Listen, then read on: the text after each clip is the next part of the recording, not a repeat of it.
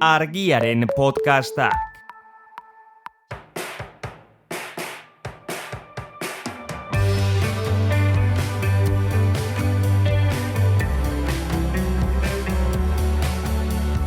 Menda bikoitza, Garbiñelarrearen podcasta.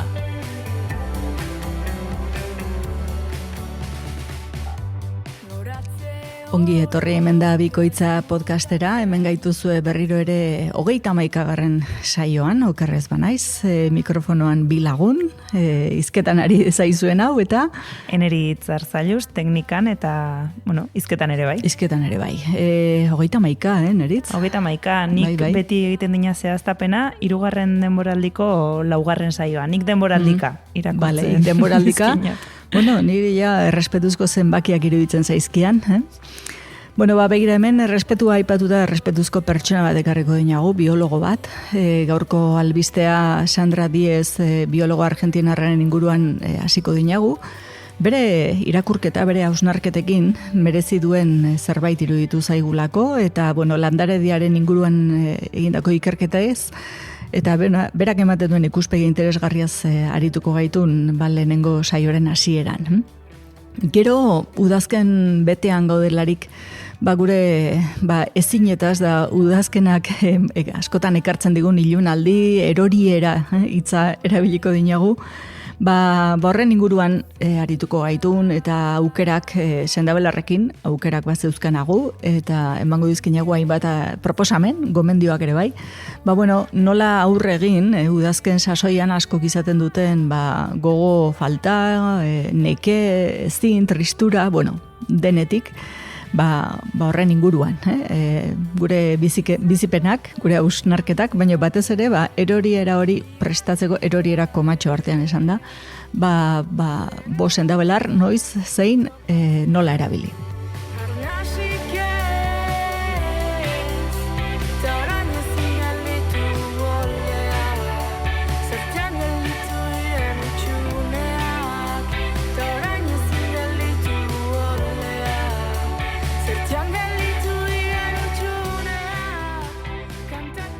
Garbine, hemen gaitun, esan dugun bezala 3. denboraldiko 4. saioan, eta beti bezala gai interesgarri batekin hasteko oraingoan, aipatu duen sarreran, biologa ezagun baten esanak, edo, bere ikuspuntua esango dinagu ekarri digun, Sandra Diaz Argentinarra dun bera, tanik esango dinat, behintzat ikuspegi, kasu hauetan, azken aldean gutxi gertatzen den bezala, baikorra duela, zango dinagu?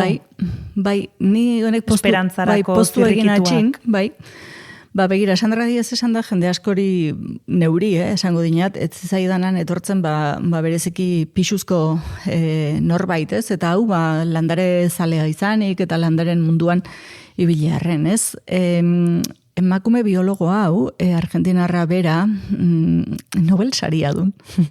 Eta begira, mundu horretan hainbeste ibiltzen naizela, Nobel saridun biologo bat eta ezagutu ere, ez pentsa niri nun gelditzen zaidan. Ja, esan nahi Nobel sariek ona edo txarra, azken aldian txarra gehiago nolako ospea hartu duten, baina, hau 2007an bakearen Nobel saria jaso zinean taldean, eta taldekoak beti pixkat ikusezinagoak izaten ditun aldaketa klimatikoaren inguruan egindako ikerketengatik, ez? Baina gero, harrigarria duen baita, Nature aldizkariak adibidez, zientziaren, ez landarien edo biologia edo botanikaren inguruan, baizik zientzian pixu gehien duten 10 pertsonen artean kokatzen dinate bera.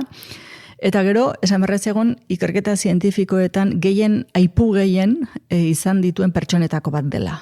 Portzentaiare atera eta ziagon zenbaten bere ikerketak diren aipatuak gaur egun. Norbait badun. Bai badu norbait. Eta bea berez Argentinan jarraitzen din, Kordobako Unibertsitate Nazionaleko irakasle, baina Oxfordrekin ere asoziatutako proiektutan lanen ari dun. Emakume hau zertan nabarmentzen duen, ez? Berak egin duen ikerketa, divulgazioa eta hainbat forotan Donostian ere izan honan hau duela 2 urte dela. Berak behin da berriro esaten din, ez? Urgentziaz hartu behar ditugula neurriak, baina ere gustatu den zaidan berak zertaraino landaren bizia eta gure bizia zertaraino lotuak edo elkarrera ginean dauden, ez? Eta hortik ekartzen den ikuspegi baikor bat, eta baita ere aldarrikatzen din paradigma bat apurtu beharra dagoela. Hemen prentsa generalista edo orokorrarentzat bera dun konsumismoaren kontrari den biologo bat, eta olako leloak, ez, zeuzkan. Baina berak, esaten din, gure etorkizuna duina izango bada, etorkizun duin bat nahi baldin badugu, ziurtatu behar duguna landaren etorkizuna dela. Gurea baino.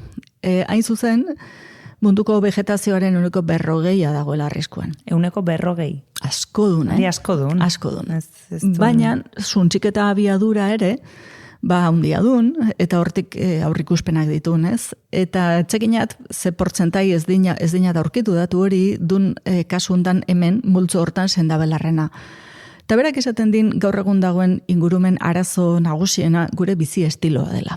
Lehen gustatu zaidan, ontaz hitz egiten egon garenean nola bere iztu duenanik ere, berak nola dion gure bizi estiloa dela arazoa eta ez garela gu. Hori dun. Bai, berak ez din gizakia txartza jartzen, baizik azken urteetan guk hartu dugun joerak, ez? Eta bizi estilo hori dela, zuntxiketa abiadura azkartzen ari dena.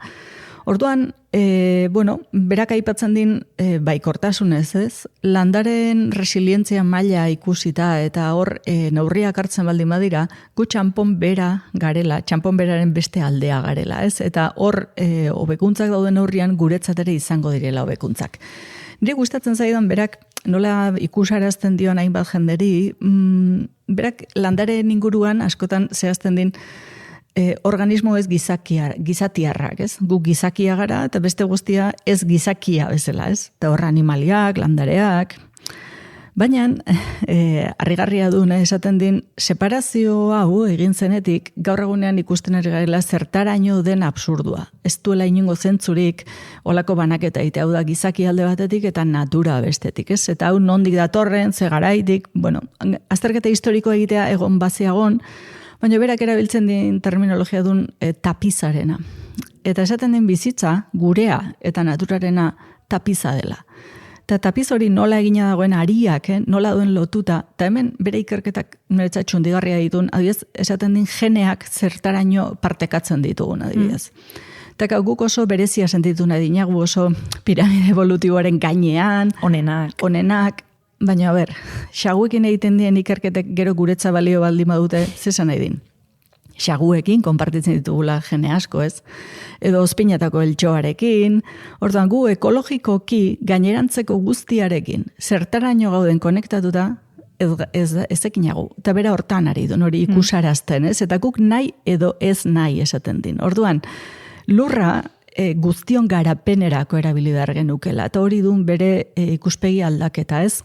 Hain justu, kapitalismoaren inguruan sortu den azken mendeetako estraktibismoa aipatzen din berak duen etxerik handiena. Eta estraktibismoa duen, aldan denbora motxenean, aldan irabazi handiena lortzea, lurrere mu batetik. Eta Suntxipena kontuan izan gabe, kaltea kontuan izan gabe. Suntxipena, kaltea, injustizia, derrigorrere, lurroren jabetzaren kontrola, eta berak hortik, ez, jotzen din. Eta aldiberian esaten din, gure osasun indikadoreak edo gure osasun neurria kontuan hartzerakoan ere, beti hartzen dela zenbat karbono dagoen pilatu airean, ura nola filtratzen den, orduan, hori, kontuan euki gabe guk ze harreman psikologiko identitario daukagu landareekin, gu ezkinatekela izango garen hori, ez da gizarte bezala ere, landarekiko harremanaren baitan ez baldin bada. Hori izan behar nian, bereizketa edo dikotomia hori natura eta gizakia bereiztearena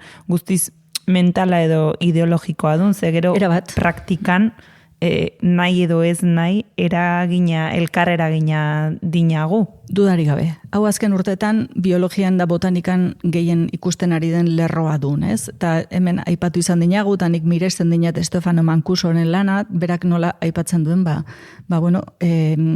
gizakia eta landarea ez daudela hain urruti, ez? Eta batzutan landarearen gaitasunak, eta gero, itzen godinagu, beste albiste batzuetaz ere, nola txunditzeraino harritzen dituzten gaitasunek. Orduan, gaur egun banaketa hori eta bat piramide eran, ez, gure burua kokatzen ikusten dugunean guk goiko erpinean eta azpian ditugu animalia, gero azpian landareak, azpian harriak, paradigma hori puskatzen ari dun.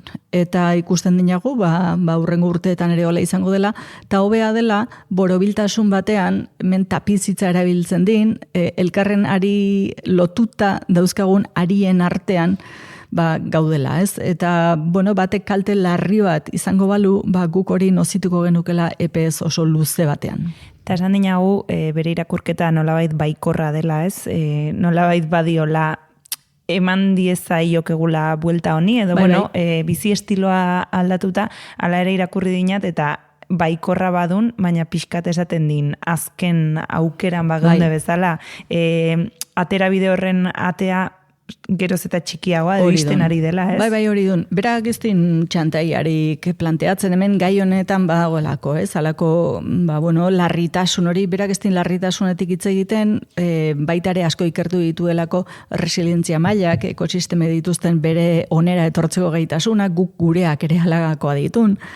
Berak niretzat ikuspegi oso zabal batetik hitz egiten din, baina baita ere oso realista izan da, ez? Eta aurreikuspenak, beti ditun aurreikuspenak ez din zertan ala izan, baina aurreikuspenak ez ditun bat ere onak. Orduan, bi aldetakoa. Eta nola askotan mezua katastrofista bakarrik den, horrekin apurtzen duen norbait, eta, halako izaera duen emakume bat, ekarri nahi ninan gurera.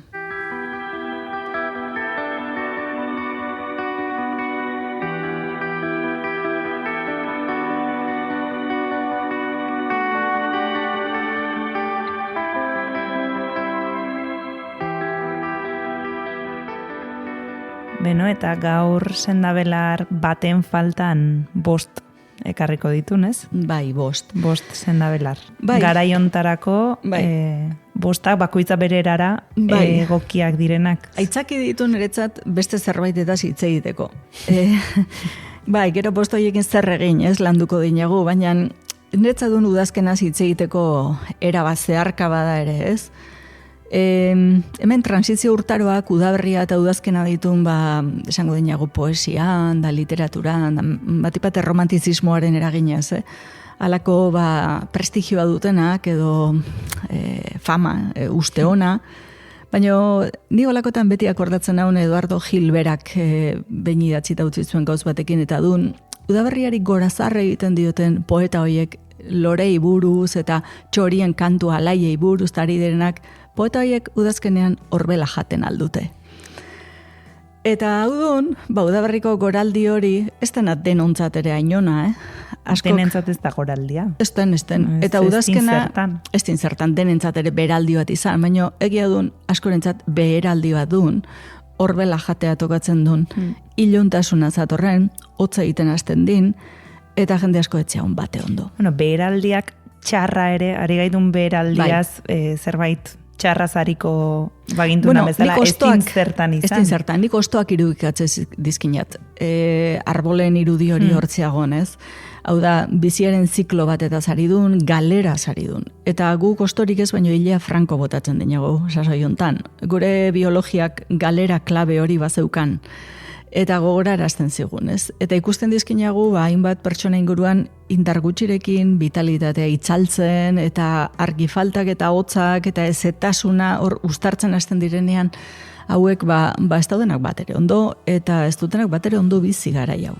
Ondo bizi nahi dugulako beraldian gauden garaian gora tira askotan. Bai. Ez dugulako beraldia dela ere, edo ritmoa jeisteko, bizitzak ez digulako uzten ritmoa jeisten nolabait, baina baldintzak ez dutelako ematen errealki beraldi bat egiteko. Oso ondo, karria hori, azken batean atzean ziago linealtasun baten eskakizuna. Osea, beti berdin, plano, funtzional, ondo egotearen exigentzia hori. Eta ez den posible. Konfirmatzen dinago. Hori da. Hau gehien bat, karri ginat, guretza behar daulako. Gu guretik hitz egiten dinagu, denok, naizta bate irudituko zaion ez, beti ari gaitun guretik. Bai, norbaite gaur energia gutxi nabaritzen badu, jakin dezala, Garbin eta biok ere udazken betean gaudela. Era bat, orduan guretzako behar duguna hau pentsatu zentzuten ari denari ere, etzaiola gaizki etorriko, gai hau landu nahi dinat, ez? Ikusi dudalako, oso izaera ezberdineko eta funtzio ezberdineko landareetaz, bost landareetaz, hitz egitea daukagula. Eta horrek esan nahi din, asko, gorputza asko, oso jatorri ezberdinetik astoratze zaizkigula hemen, ez? Eta oso izaera ezberdineko arazoak eduki ditzakegula, eta honek beti pentserazten zaidan ez duela balio aldamenekoari aholkua emateak. Hau da, bati balio diona, bestearentzat hutsaren urrengoa dela, eta askotan kalterako ere bai. Hori ere ekarri nahi dinat, bost landare hauek aipatzerakoan, ez? Bera, lehenengoa oloa dun. Eta askorentzat oloa ez dun sendabelarra elikagaia baizik, baino egia dun olo ale osoak, ez guk irina edo malutak edo erabilioi ditugun gixan, baizik olo ale osoak irakinda erabili izan direla edateko. Eta edari hau izan dela gorputzari indarra emateko, baretzeko, ikusten dinagu hainbat lekutan udazkena olo jateko garaia dela. Zergatik, ben bultzoko vitaminetan aberatsa duen, eta hainbatentzat ikusten duen, badela bere nerviosistemak ondo hartzen duen zerbait, elikagai interesgarria dela. Beste askok esango dinate ez, oloa ardientzat. Hori izan behar, ninan, lehen komentatu dinagu, oloa badela inflamatorioa edo... Askorentzat gatazkatsua den. Eta hor, beira, aitortuko dinagu itanei sartzen gaitun, ez? Oloak badizkin arazotsuak diren elementuak ere. Eta hau ere esan beharra zeagon. Hemen elikagai idealik ez dagoelako, eta azken aldian ikuste dizkinagu, boladan jartzen ditun elikagai batzuk, eta ematen dit denontzat balio behar duela, eta ez den hori. Hori ez den egia. Glutenarekin arazoa dituenak gehienetan oloarekin ere badizkin. Oloak badin bere apropioa duen proteina bat, abenina izenekoa, eta horrekik esan duna bezala askotan antura ekartzen din. Eta antura inflamazio hori sistema digestiboan baina hortik kanpo ere artikulazioetan ere igartzea daukan, eta bat ere honik ez egin, eta oso lixerik eta zailak eta astunak. Orduan, hori gertatzen zaiona baldin badago, hau entzuten, jakin dezala, baietz, hori horrela dela, eta ez duela jan behar, ez duela zertan jan. Esango dizkiogula beste lau zenabela. Eta, kasu horietan, olo alea irakinda, ikusi izan dinat, prestakin honek nola ezten jaten, bere ura edaten duen ur txuriska bat, eta ez duen olo esnea ere, duen olo aleen egoskin bat, berez? Infusio bat, olo infusio bat. Bai, 5 minutu irakinda hartutakoa, horrek ez dina alako kalterik egin. Ari, beste zerbait duen. Bueno, hori bat. Gero beste bat duen, eta hau askorentzat hipokondriakoak baldin badaude, edo hemen dena estu hartzen dutenak, ez? Ulertuko dinate elorri zuria. Eta elurra arantza, ere hainbat lekutan deitua. Honek badin, erabilera oso ezaguna eta dun bihotzerako landare gisa, ez ezagutu izan dela, edo tensio altuarentzat, eta jendeak hor kokatzen duenez, etzaien iruditzen berak hartu beharko lukeenik. Iruditzaiolako bihotzeko patologioekin lotua dago latori aladun, baina hortik kanpo, urduritasunak, nekeak, dagoen neke estresa pilatua bada, eta zesanik ez jatorri emozionalekoa bada, oso interesgarria duen hartzea. Horrek bihotzean eragina duelako. Eta gorputz osoan. Gorputz osoko nerviosisteman. Orduan, niri gustatzen zaidan hau gogeraraztea, tensio emozionala, urduritasuna pilatua badago, askotan ez gaitun konturatzen, horrek tensio gora berak ekartzen dizkin, batzutan tensioaren bizifretatik behekoa pixkatik gotzen zaigun, taupada arraroa zeuzkanagu edo azkarragoak, nekea bihotzean pilatzen ari dun.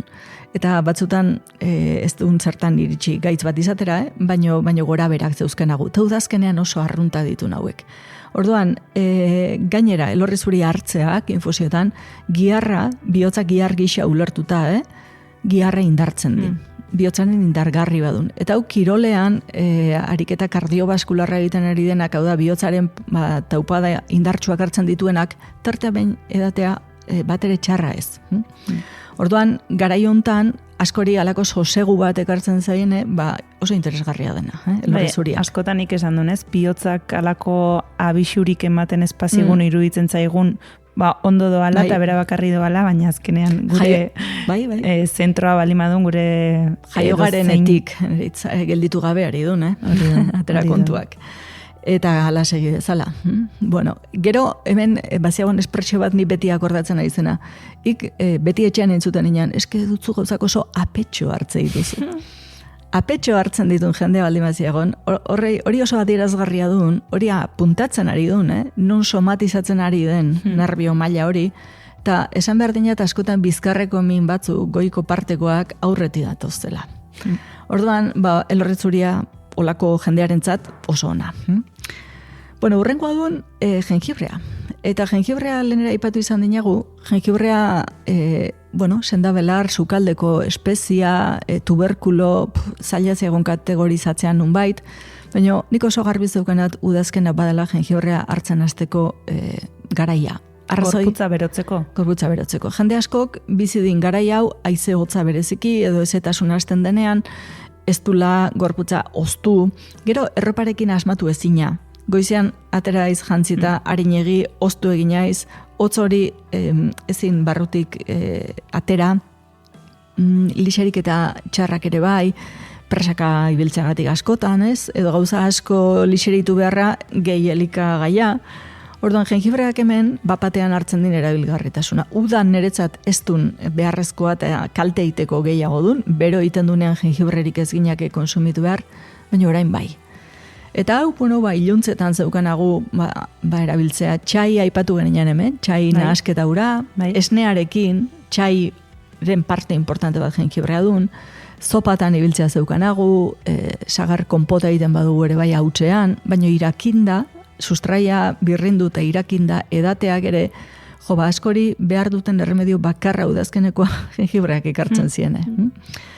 Bueno, gero, beste askoren nekea gara jontan dun eta gorputzaren protesta nabarmena, ez? Bai azalean, bai mukiekin, dun intoxikazioa. Eta hemen ikusten dun udara oso garai, zesango dinat, ez? Kanpora gaudeneko garai hori, baina baita ere desorduetan jatea, edo ohituta ez gauden jatekoak, edo parranda bat abestaren atzetik pilatzia. Bai, udara ederra bota duena. Udara oso ederra. Bai, baina gero hemen ematen duen beherapenak datu zela ez da udazkenean. Faktura. Bai, bat baino gehiago pagatu behar hori. Orduan, hor gorputzak behar den garbiketa bat, ez? Baina garbiketa ez izugarri nekatuko duena, aldi berean pixka bat tonifikatuko duena. Orduan hau lapabelarrarekin egingo dinagu, lapabelar sustraiarekin, ez gehiegi hartuta, baina bai udazkenean pertsona klase hauentzat ondo.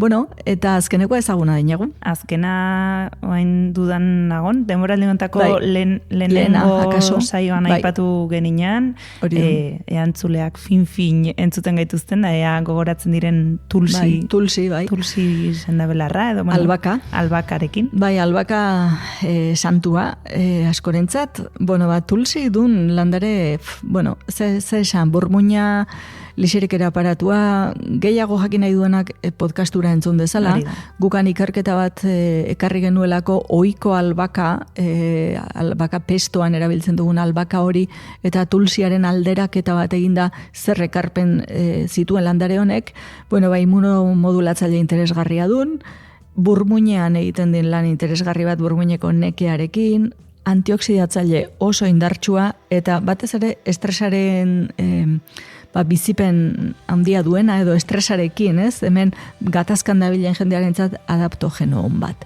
Eta zirudin oaina adaptogeno esan da, denok aixi gauan da hartu behar dugula, eta ez du hori hola, eta ikusten dinagu albaka hau gure sukaldera ekartzeak adibidez, baduela onura hori. Orduan, hau ere oso interesgarria garai honetan, neguari begira apur bat suspertzeko eta estres maila hauek hobeto eramateko.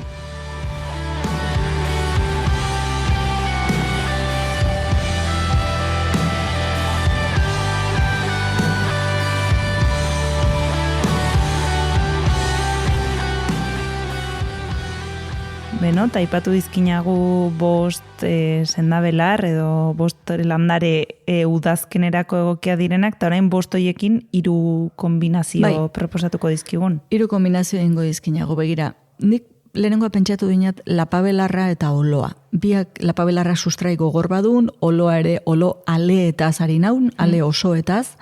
Orduan, biak gogorra direnez irakitea eskatzen dinat. Orduan, hau izango duen egoskin bat berez, irakiten daukagulako egosten, eta bakoitzetik ipiniko niken postreko koilarakada bat, infusio bat egiteko 250 mililitro urentzat, ez? Hemen interesgarria du nolakoetan litroa ere prestatzea, eta 4 egunetan hori edatea goizean baraurik edateko du, orduan litroa prestatu eta 4 egunetarako egina ziagon, ez? Alakoetan bakoitzetik kutsarilka handi bat, zopakoa izangunak. 5 minutu irakin, beste 5 utzi egonean tapatuta. Bueno, hau izango duen garbiketa behar duen pertsona horrentzat, baino aldi berean pixka bat indartzea ere bai, ez? Hau da, garbiketak ez dezala nekatu, eta ja apur bat nervio sistema elikatu ere egin dezala.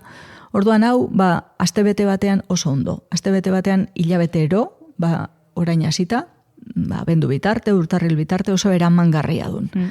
Olakoetan ur gehiago dan behar duen, baina garbiketa honek aldi berean indarra emango din, suspertu bezala egingo din pertsona. Goizetan hartzeko? Bai, baraurik. Goizetan baraurik. Bai, eta esan behar dinat, lapabelarra edaten dugunean tekstura ez dela bat ere atsegina lur zaporea zeukan, baina giltzurrunak, sistema linfatikoa, egiten dinalako garbiketa sakona. Garbiketa epe luzera ez dinagu planteatzen, nekagarria delako, eta gorputza asko estutzea daukan. Baina, hau bietatik pixkat behar duenarentzat, eta akaso ez hilabetero egiteko, norbera hartu beharko din tamaino, akaso behin eginda, nahikoa izango duen, gorputzen dauden muki hoiek, azalaren hobekuntza bat nahi bada, horretarako, ez? Aurrezaintza egiteko ere, bai, hainbat, agente kutsako horrez, airean daudenak hoiek tartean behin garbitzea txarra ez, hortarako interesgarria duen, Bigarren aukera niretzako duen jengibrea birrindua irakin, hau nahi eta esaten dinat asko kiten dutelako zatitxo bat ipini, eta urri irakina buta. Baina hori infusioa duen. Eta birrindu esan dakoan, txiki egin, eta hori... Txikitu labanarekin, birrindu, zenarioa kipula birrintzeko daukagun, railadore batekin. Eta hori ur irakinetara bota? Bai, uretan ipini, eta irakin 5 minutuan. Bai, hau egoskina izatea komeni duen sustrai gogorra delako. Eta hautsa izan da ere hola erabiltzea gomendatzen dinat. Irakin hortan beste elementu batzuk ateratzen ditun uretara, eta ja beste zerbait eta zari gaitun. Jengibrearen biodisponibilitate hori txikiagoa dun infusioan, eta egoskinean eunekoa dun. Zema denboran, irakin 5 minutu. Ariaiz bere emateko daukan guztia ateratzen, da infusioarekin aldiz ez. Orduan, hau egin ondoren zua itzali eta tulsi ipintzea gomendatzen dinat.